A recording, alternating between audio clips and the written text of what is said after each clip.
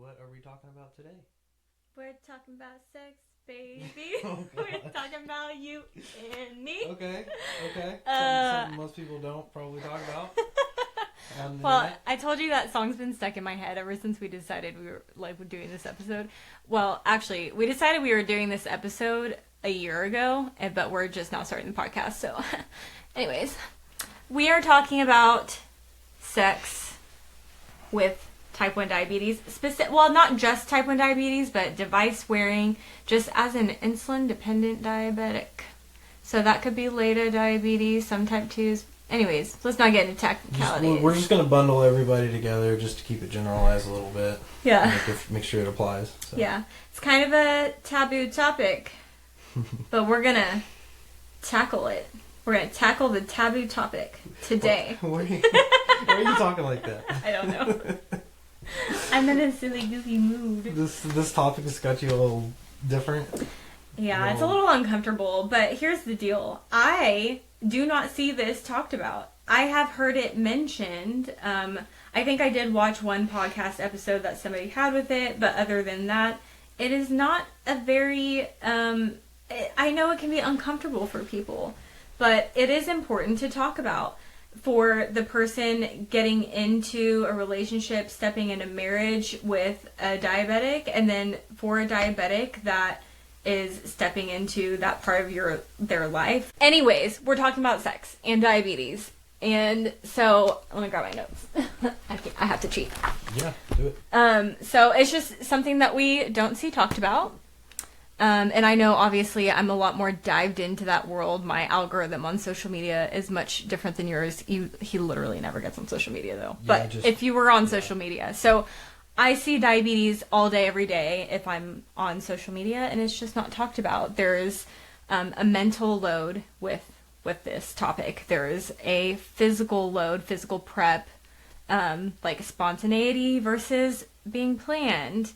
There's an emotional side of things. And so, yeah, we're going to talk about it. Let's just get into it. Well, and I'd like to point out, too, that, I may not be well versed in, like, the most current social media algorithms and trends and what people are doing or whatever, but that's kind of nice, too, because that makes me just fresh perspective all the time. Because I've literally not seen any of this stuff ever.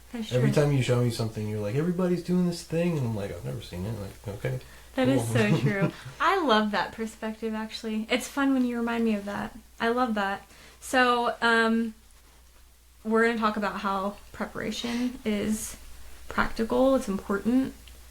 It's not a bad thing. So, let's just, kind of go into the hows. And again, we said this last episode. We are not saying that we're experts of anything. Take our take and roll with it. But what I will say... whether I'm an expert or not, I do live with type 1 diabetes, and it is 100% positively important to have this conversation with your partner, so that no one's feeling awkward or whatever. So anyways. That's really the main reason we're doing this whole episode, is nobody has the info, and we need to share this kind of stuff because that would help a lot of people. Yeah.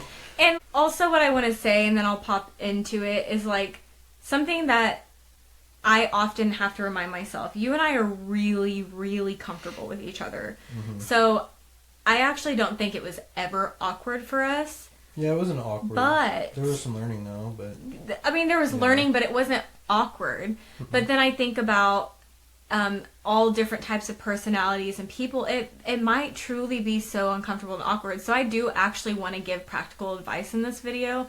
So anyways, preparation. The how. So, what things do we do to prep? The very first thing is we need to see where your blood sugar is. Mm-hmm. Decide on, what's the time of day for this? Yeah. Or whatever. But, yeah, so where's your blood sugar at? If it's kind of high, then, that's perfect. We actually kind of want it a little bit high. We do want it a little high. It's a little bit of a workout. Your blood sugar's going to come down some, just like if you're at the gym or whatever. But... if it's low, then, yeah, we're going to give you something sugary or whatever and try and get it up. We got to be patient. And it does take some practice in the beginning for sure to be able to, for me, be patient and to be able to just wait and like hold on to that feeling still and not just lose it and be like, never mind, whatever, you know. I think it's very rare that you say never mind. Well, yeah. I mean, not. I see what you're saying. Not knowing exactly, you know, how that flow, I guess, would go or whatever. Like in the beginning, that is true. I just, you know, it was just hard to, you know. I have my foot on the pedal. I'm like, let's go, and then, you know, there's nowhere to Diabetes go. is like, no, not yet. So like, you know, I'm like strapped to a wall, like I'm trying to run. Or yeah. Whatever, but yeah, it's a little bit of planning beforehand. Blood sugar. Timing is everything. And communicating is key, because it's like this is marriage in general. My personal opinion: communicating with your partner what your sex life is going to look like, how often, whatever. But even if you don't want to communicate that, maybe it's like a Tuesday and like during the day, you tell your husband like, I kind of want to like get frisky tonight, or your husband's like, hey, like what does our sex life look like this week? Like, what do we want to plan? That's marriage in general, but then let's take it one step like further and talk about diabetes. There's planning that goes into it. If I know just on a weekday, I know like, because Mike and I have found sometimes like we don't want to wait until, because you know it's probably common, maybe not, I don't know people's sex lives, common that like we have a full day and then you like eat dinner and you take a shower and it's the end of the day, but like sometimes you're too tired. So we've talked about like, you know, sometimes like before dinner or before date night. With that being said, I could be at work all day and I know that like when I get home we plan to be intimate and it's 3:00 and I want to have a snack.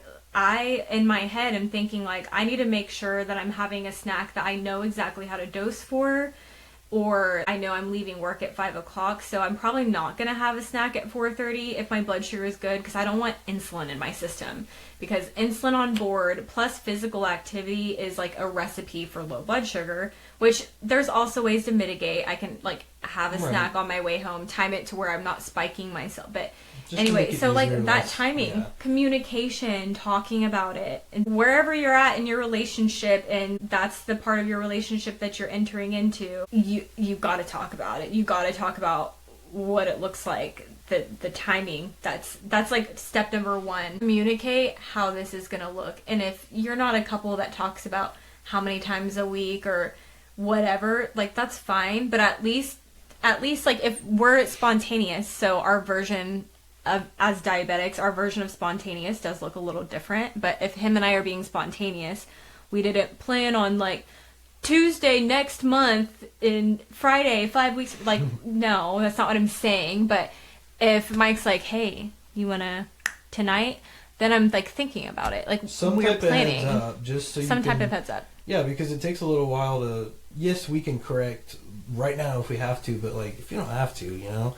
It's a lot better to just... It's a lot less stressful. I'm just doing my normal meals and everything, and I just know I'm going to have activity later or something. Yeah. You know? It's like, honestly, if we want to take the, like, uncomfortable part of the conversation out of it, think of how you would prep for a workout. Mm-hmm. That's how you need to be prepping for intimate time with your partner.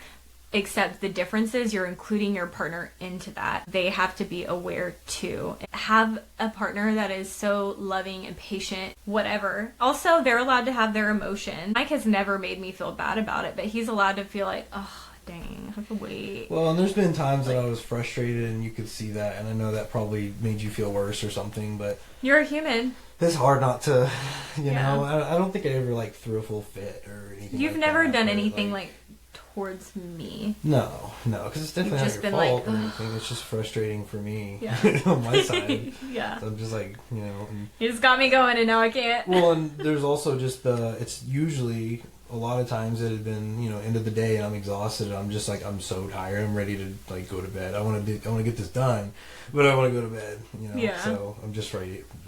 But. And those are just not sexy topics to talk about. And also, Mike saying, I just want to get this done. Like, hear us say this, like, again, I'm not... Like, okay, I'm craving you, I love you. Yeah, well, but also I'm exhausted. That's not what I'm going to say. What I'm saying is, diabetes aside, in marriage, you do have to make intimacy, physical intimacy, because I know there's all different levels of intimacy, but physical intimacy, you do have to make it a priority. So even if you don't necessarily feel like it. You can't, I mean, everyone's timing is different, so I'm actually not going to throw timeline in there. That's not fair.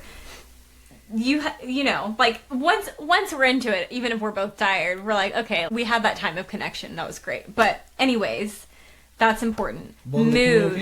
The communication of that too, though, because if we go into it saying, hey, I'm tired, you're tired, we don't have to, you know, sit here and build the workship or the starship or whatever they're called. Okay, we're getting off topic, baby. No, I'm saying like, you know, let's make it a quickie. Yeah. Like, I'm not trying to, you know, stay up super late, like, whatever. Like, I want it, okay, cool, boom, done, go to bed. Yeah, but we're going to get back on topic. But then there's diabetes. There's also the, like, we can take our time, all is good. And that's what's really nice on the diabetes front, because you're not rushing anything, you're not reacting to blood sugar or whatever. You can plan better, take your time, so, yeah. Yeah. Honestly, it's the taking the time. That's when I really need to make sure my blood sugar is up, though. Because that's, like, a lot more steady state. Like, going to the gym and doing only cardio, steady state cardio, versus lifting weights. Well, we typically want your blood sugar to be rising a little bit. Yeah, exactly. We want it to be rising. The next thing is if you are a diabetic that utilizes tech. We have an advantage because I have used pumps with tubing. Mm-hmm. And I'm using Omnipod and Dexcom. They're both on my back right now. But, so let's talk about tech. One, I do want to address something you've never had to deal with, because luckily you got a good version of me. Yeah. You met me at 29 years old. I already went through my insecurities of my 20s. I'm not saying I'm not an insecure person. I'm human, but I'm pretty secure in myself. Good. Yeah. That being said, mm-hmm. there are people out there that are probably insecure about their devices, sure. And it feels scary for them to reveal that to their partner. So what kind of advice would you say for them before we move into how we navigate tech? To be honest, I don't remember how it was introduced to me. But I think if somebody were to say, hey, like, this is where they are, it's totally fine if, like, you touch it or whatever, but just be careful not to rip it off. But what would you say to the person wearing the tech that feels insecure from the perspective of you, who is the partner? So, I mean, I can't, you know, speak for everyone in that position, but for me, what I felt like was I just cared, and I was just like, is there anything that I can do to make this easier for you and less stressful? Because I don't want you thinking of that the whole time, you know? Yeah. So I think that's probably the number one thing for the person that's diabetic. If you have a pod on or Dexcom or whatever it is, the non-diabetic partner, all we're thinking about is, you know, we just don't want to make your time unenjoyable, I guess. Yeah. You know, that's bottom line. Basically, I just want to make sure I don't rip that stuff off or whatever, or hurt you, you know? Like, I didn't know anything. I thought, oh, maybe if I hit it, it's going to stab you or something. I had no idea. Yeah. So that's maybe a good one. Speaking to in the perspective of male versus female. So if you are a female diabetic wearing devices with your, like, male spouse that is not, 9 times out of 10, he's, like, all of our insecurities he's not even thinking about. And, you know, that's not what he's thinking about. Like, yeah, and honestly, at all. I probably didn't even really answer that how you wanted, because I'm not quite No, I wanted you to answer it in your way. So, you know, or I could version it in a way of, let's say, like, me, I was insecure about my devices. I didn't want you to see that I was scared. Like, what would you say to me? What would I have said? I have to picture it, because you didn't really act super embarrassed or shy or anything. So, yeah, I guess I did miss that season or whatever. But I'd probably just say something along the lines of, you know, like, you're so beautiful. I'm not worried about that. I just want to make sure that I'm here for help, or what can I do to make you not feel worse? Yeah. You know, what can I make you like, feel more confident? Like, what is it that makes you feel insecure, and what can I do to, like, not make that a thing as much? So what you're saying is you would have a conversation. Yeah, I would just talk about it. Like, I love okay, that. like, what's up? Perfect answer. And if you're listening to this out there, male or female, and you have somebody that's, like, made you feel insecure about it, not due to your insecurities, but because of how they're acting, number one, I would say give them the opportunity to talk about it, because maybe from your perspective, they did something to make you feel insecure. Give them the opportunity. It's what they do with that after that. The actions speak louder than words, you know, and hopefully you are in like a very committed relationship. But if it doesn't matter, regardless, sex is sex, diabetes is diabetes. If you're going to have it, we're having this conversation. But if you are not married to this person and they're making you feel insecure, don't waste your time. Do not waste your time. Mike is so considerate and gentle with me, and I could not have asked for a better thing. Because, yes, I said I was confident when we started dating and like already with diabetes, whatever. But like fast forward to now, there were times that I got insecure, not about my devices, but the diabetes, and it was something I had to work through with you, because I would feel horrible if during we hear beep beep beep and I'm like, no, I can push through, and you're like, no, you need to treat that. I'm like, I'll just stay here. But anyways, not to get too descriptive, but I got so insecure about that. So that leads into the tech, the placement. What happens if I go low? Okay, we know this is about to happen. What's the first thing you always say to me? It's a quick question. Where's your juice? No, he always looks at me and he says, where are you at? What he's asking is, where are my devices? Yeah. He'll say, where are you at? Yeah. And I'll be like, right leg, right arm. Or I'll point or whatever. So he's aware, so he knows where that his hand, like he knows where to be careful with his hand placement, because if I'm wearing an Omnipod and a Dexcom right here, he doesn't want to rip my stuff off. And then before, when I was using a pump with tubing, because some of you may be using a pump with tubing, I would take it off. I would just suspend it and disconnect, which honestly, that was... I have thought about going back to the twist, not because of that, but that was one great thing about it, is like, we just took it off. But still, you don't want to rip off the site. So I guess regardless, something's always going to be there. If you want to leave your pump on, like your pump with tubing, actually, honestly, I would just say don't. You could, but why would you? Yeah, just don't. You don't really need to, I guess. I mean, just don't do it. Like you're taking insulin during, like. You don't want to do that. I mean, I guess like worst case, like, oh, let's push your blood sugar down, take some insulin, and let's see what we can do. I don't know. I'm not gonna lie. There's some times where I'm like, okay, you know, I've been missing you. I want to connect emotionally. I've had a stubborn high blood sugar all day. It's kind of an advantage. I'm like, bring my blood sugar down, baby. It'll do it. It's like, all right, how many points do we need? It's like a game. Yeah. Not that we can like measure exactly how my blood sugar. I mean, it's like, all right, where are we at now? Do stuff. Wait 5 minutes. Where are we at now?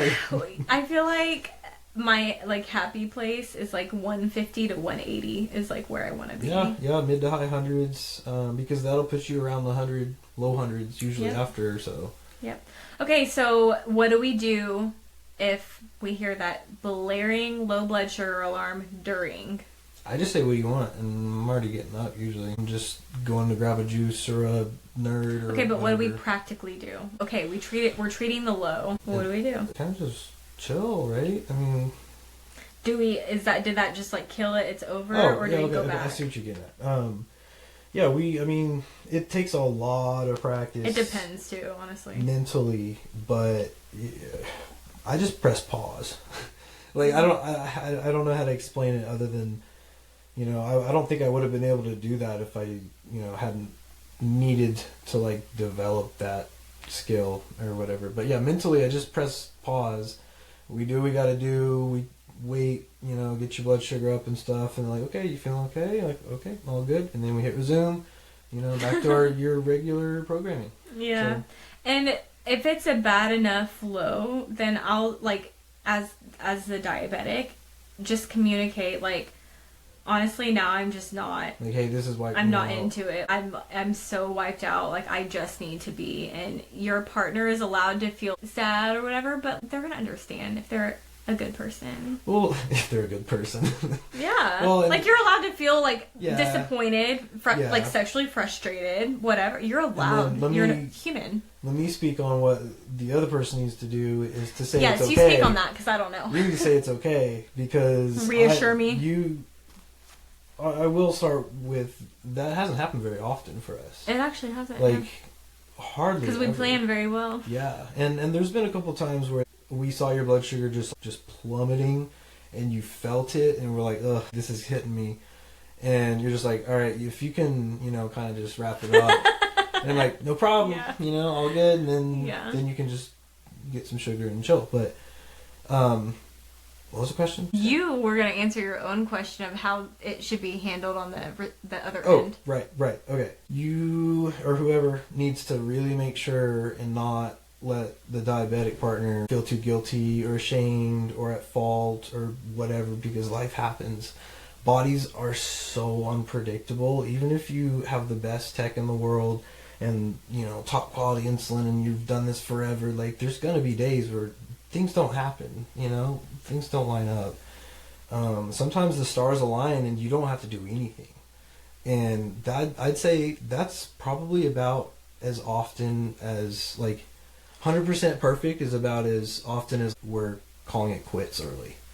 Yeah, so it doesn't, usually we're good. Yeah. It's just normal everything. So I would just say, hey, make sure if you do have to stop, and anytime that you've been like, hey, I'm wiped out, I can't do it now. My goal is, whether I'm frustrated or not, try not to show it, because even if it's not because of you, it's not your fault, you're still going to feel that if I'm saying or doing something or whatever. Mm-hmm. So it's a lot easier just to be like, you know what, it's okay, I'm all you good. You reassure me and you snuggle me extra, and you make sure that I'm good, and you ask me how I am. And I think obviously everyone's love language is different, whatever, but I don't care what your love language is. You need to reassure your diabetic partner, hey, this happens, it's not your fault, we can try this again tomorrow, or it's okay, I just want to make sure, just reassuring. Yeah, and otherwise I would probably feel horrible. And I think that's how I got over that whole guilt thing, is because you've always reassured me. So rewinding back, or fast forwarding, rewinding back to what I was saying is your non-diabetic partner is allowed to feel frustrated. The reason I say that is because I want to make sure, I am the one with the chronic illness, but the world doesn't only just spin around me. His feelings matter too. And so he is allowed to feel frustrated and talk to me about it. Now, is it the moment to talk to me about it during my low blood sugar? No. Whatever. And am I saying he's going to talk to me about it in the way of we need to have a conversation how we're going to fix this? No. It's just I felt a little frustrated about it, but what can we do to help? And this is how we figured out how to navigate, is because we had these conversations in the beginning. Yeah, baby, it was frustrating, but I'm not mad at you. You didn't do anything, but what can we start doing? And we started having those conversations. Yeah, and with any diabetic issue, really anything, super generalized, you talk about it so that you get better at it. You wanna get more info. You wanna learn more about how did you feel, what did it look like for you, whatever. What was your perspective, and then you can help each other, and it just gets better. And because we've just always talked about it, it's just been better and smooth. Not that it wasn't good, it was just all of the diabetic stuff, all the prep work or extras, we've just gotten so routined, and we don't really notice it. It's just part of it. It's just part of the event or whatever. Yeah, so. It is. And so if you are somebody that you're taking it to the next step with your partner, whatever that is, you're getting married, you're moving in with each other. I mean, every diabetic, their nightstand does not look like a normal person's nightstand. So, and if you are a diabetic and you don't have low snacks in your nightstand, highly recommend you just reach over. I don't think there is a world where a diabetic doesn't. I feel like that'd be kind of different. But yeah, just have the quick sugar ones, not just the enjoyable low snacks, but the Pixie sticks. We've never done that. Actually, don't know where that came from, but juice, I just think that's pure sugar. Yeah. It's just I mean, even nerd clusters are pure sugar, but somewhere in my head, in those moments, I think juice. I'm just drink it up. Hurry, work in my body. Anything liquid is just gonna absorb quicker, so juice is the fastest sugar. That is true. Maybe that's why I think about that. Mm-hmm. And I mean, I don't feel like we really missed anything. Do you? One thing I do want to say is intimacy is more than sex. Obviously, this episode we're talking about physical intimacy, sex, and diabetes, but intimacy truly is more than sex. It is emotional, especially for the female. It's just it's a thing, but I'll speak for myself. When he's so patient with me and loving with me and just like cares so much, normally I can get back into the mood if there is a low that happens. And like we've said, it's a rarity that it happened because I just like want to connect with him in that way, because it's just that emotional connection. Like, my gosh, this man loved me so much. But even if not, even if it just ends or whatever, the next time, because physical intimacy, it's better with that emotional intimacy. So like that's a tip for you, diabetic husbands or wives, if your husband's the diabetic, but especially husbands, okay? Because, you know, us women are very emotional. That will get you so many points. Just take your time. Patience. That's the number one word for loving a diabetic. Patience. And communication. And communication. I'd say that's number 2 though. And do you want some nerds? Yeah. Nerds is like your top 5 vocabulary words, probably. Yeah. So. Yeah. I mean, do you go anywhere without some nerds on you? Actually, I mostly only keep there is a hair in my face. I've been trying to get it out. You got it right before I got there. Okay, cool. I mostly keep nerds at home. Unless we buy the little pouches. If it's just the the big pouch. Fun size. Yeah, unless we buy the fun sizes and then I'll take them with me. I'll take a few, but when we have the pouches, I just leave it in my nightstand. I don't think I could do something gummy. I bring the fruit strips with me. The organic That's what fruit I use strips. most of the time. That's what I bring with me to work. And then I also have juice boxes. Anyways, we're going way off subject. Cool. But yeah, I don't think. Did we miss anything? Is there any other tips you want to share? I feel like we did, but I can't think of anything yet. Yeah. So I think, end of the day, just communicate, be patient, and just love each other very well. I guess I don't have any, just those 2 really. Trying to have a third one. Just communicate, see what works for you. Our tips are pairing, talking about timing. Our DoorDash is here. That's perfect timing. Yes. I'm so hungry. Oh, preparing, talking about timing, communicating when you're in the bedroom about your devices, and just loving each other well, both physically and emotionally. Yeah, Let's go eat. Okay. Bye.